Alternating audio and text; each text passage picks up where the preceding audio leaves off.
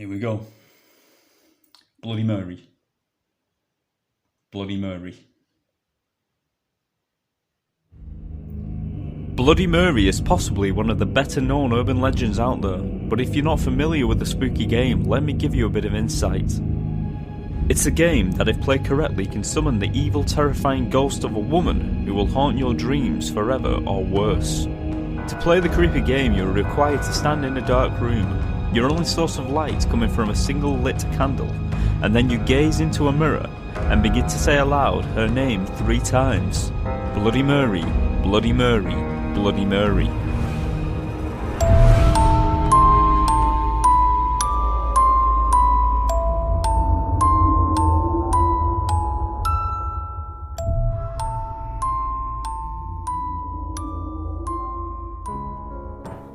Then, as you peer into the mirror, the ghost of Mary is supposed to appear behind you, sometimes appearing as a corpse, sometimes a witch, and sometimes completely covered in blood. And she has also been known to appear holding a dead baby. What happens next differs from story to story. She will either strike you down dead, or let out a soul-chilling scream from the other side of the mirror, curse at you, or even lunge out of the mirror to claw away at your eyes, strangle you and drink all of your blood. Or she will simply drag you into the mirror, where you will spend the rest of your days living on the other side of the glass. The game is pretty much universal, but there are some differences from different regions. For example, in some regions it is said that Mary's name has to be spoken not 3 times but 13. Also, the chant is said to have different versions such as I believe in Mary Worth, Kathy come out, Bloody Mary I stole your baby, or Bloody Mary I killed your baby. Mary has also been known to have many different names. According to Snopes.com, here are a few. Bloody Bones, Mary Worthington, Mary Wales, Mary Johnson, Mary Lee, Mary Jane, Sally, Kathy, Agnes, Black Agnes, Aggie, and Savart Madame. Now, where I grew up in the UK when I was a child, we had a version of Bloody Mary, but we didn't call her Bloody Mary where I was from, we called her the Grey Lady. And it was the same premise, you stared into a mirror, but instead of saying Bloody Mary 3 times, we would say Grey Lady, Grey Lady, Grey Lady. In early versions of the game, the whole reason behind playing was for young girls to get a peek into their future and be given a glimpse of their future husband. In this version of the game, you were supposed to play in a dark house.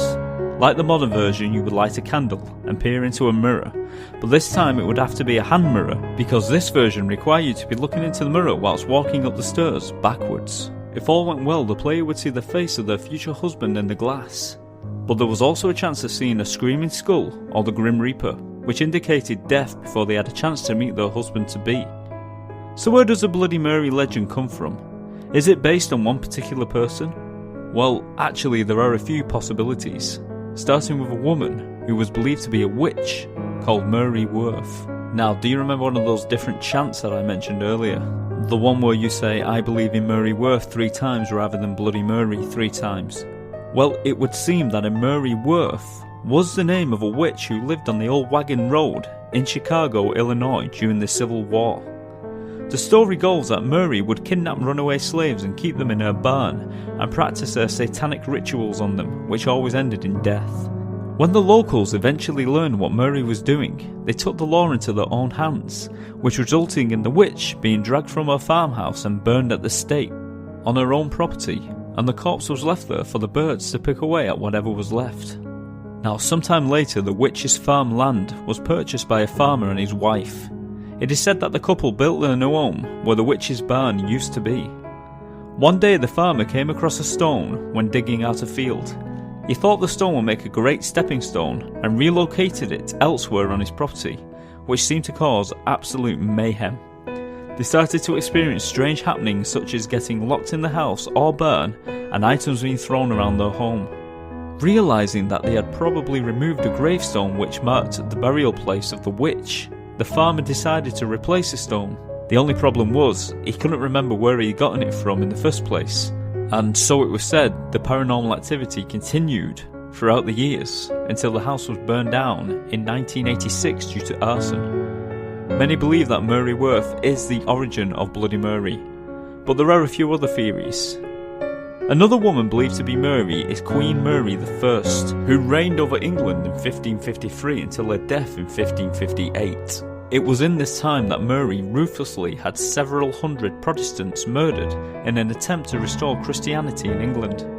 It was because of this that she was given the name Bloody Mary by the public, especially the Protestants. Also, it's worth mentioning that Queen Mary never had children and suffered many false pregnancies up until the day she died. Maybe this is the reason some use the chant, "Mary, I have your baby," or "Mary, I killed your baby," while staring into the mirror. And because of her ruthless ways and cruel intent, Queen Mary is often believed to be the original origin story of the urban legend. Another theory is that the Hungarian Countess Elizabeth Bathory, who was born in 1560 and murdered at least 650 young women between 1585 and 1609, may also be the origin story of the Bloody Mary legend. Now, the Guinness World Records actually says that she is the most prolific female murderer ever. Many of her victims were young servant girls and peasant girls who were lured to their doom with a promise of payment, or just simply abducted. The girls were mainly 10 to 14 years old. When the Countess was eventually brought to court for her crimes, grim details emerged as to what happened to the hundreds of young girls who were brutally slaughtered. An incredible 300 witnesses came forward and gave some shocking details. Bathory was said to have carried out the following cruelties on the young girls: beatings, burning of the flesh, mutilation of the hands. She liked to bite chunks of flesh from their face, arms and legs and other places. She liked to submerge them in freezing cold water, or pour honey all over them, followed by biting ants. It was also said that the Countess was known to bathe in the blood of the virgins in an attempt to keep her youth, although the tales of bathing in blood came long after the trial, and there is no evidence of this in the actual court files. However, the bathing in blood might explain the link with the Bloody Mary legend, and the spirit appearing covered head to toe in blood.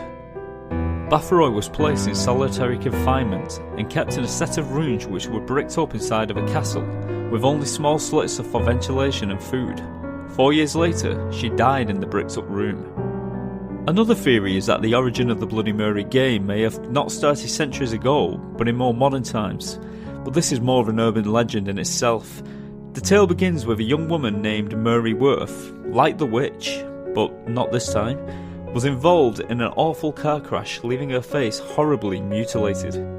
Before the crash, it is said that the young woman was very beautiful and would stare into her reflection every day. But after the crash, looking in the mirror became a painful experience for Mary, and she eventually started to lose her mind, and one day decided to walk into the mirror and terrorise her victims from the other side. Now, that's the main suspects for the origin of Bloody Mary, but I thought we'd have a look at some of the superstitions that surround the mirror itself. Mirrors have been connected with superstition now for centuries, and here are just a few of the more popular superstitions that are going around, or have been at some time. I'm sure you heard that breaking a mirror can give you 7 years bad luck, but did you know some of the following? If a mirror breaks of its own will, this means you will lose your best friend. If a mirror falls from a wall and breaks, this means that someone from the household will die soon. If a mirror falls from the wall and does not break, then this is considered good luck. It is said that if newlyweds stand in front of a mirror after their wedding day, this ensures that their souls will be united in the afterlife. Mirrors must be covered in homes of a recently deceased person to ensure that the spirit will not become trapped inside the mirror and haunt the family. Also, family members must not look into the mirror until the dead family members are laid to rest. It's considered bad luck to fall asleep in front of a mirror, in case evil spirits decide to steal your soul as you sleep. If your reflection ever gives you a scare, this is said to be good luck. And it would seem that old superstition of seeing a future vision of your husband in the mirror may have had a few different versions. This one involves staring into a mirror with a candle, then slice an apple into 9 pieces, eat 8 of them, and throw the 9th piece into the mirror, and your future husband will appear and catch the apple. Staring into a mirror in a dimly lit room can actually cause you to hallucinate. Staring for a long period of time in your own reflection can trick your eyes into thinking that your own face is actually changing. Now, consider me your guinea pig, because this has actually happened to me a few years ago. I wasn't playing Bloody Mary. I was more interested in just doing a hallucination experiment. And this is what I did. I lit a candle in the bathroom and stared at my own reflection for a long period of time, always keeping my eyes fixed at the same spot. At first, nothing strange happened. Then I started to notice that the room began to blur and fade, but I was determined to hold my gaze and proceed to stare into my own eyes. And then it happened, my face changed. The face I was looking at, it no longer looked like mine. I was now looking at the face of my dad. It shocked me and broke my concentration, and all at once my face returned to normal. And it was only when I was researching this subject that I found out that seeing the face of your parents is actually a vision that many experience, as well as witnessing their face melting, disappearing, turning into an animal, or simply becoming distorted and unrecognisable. And this may explain why people report seeing dead relatives or spirits, or even, dare I say, Bloody Mary when they peer into a mirror for a long period of time. However, this is not considered supernatural. It is believed that this can be put down to the brain misfiring and causing these illusions, like a kind of self-hypnosis. And believe it or not, there's actually a term for this optical illusion, and it's called Troxlers Fading. Troxlers Fading is a term given to the brain experiencing an optical illusion affecting visual perception. This happens when you focus your eyes on one spot for a long period of time, eventually causing your brain to kind of malfunction. And this causes anything on the outside of your vision to disappear or distort. And if you want to experience this optical illusion without actually attempting to summon a mirror demon, you can search on the internet for the lilac chaser illusion. This is a clever optical illusion, and here's how it works. You stare at 12 lilac dots that are all placed around in a circle. One of the dots seems to be moving around the circle, and in the centre there is a black cross.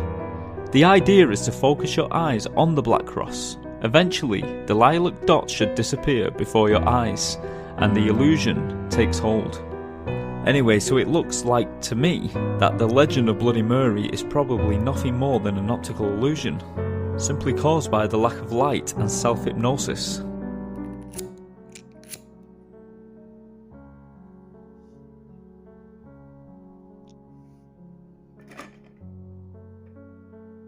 But what kind of host would I be if I didn't test out the Bloody Mary ritual for myself?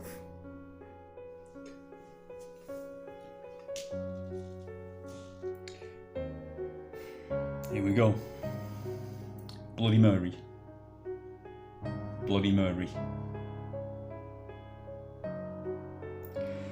Bloody Mary.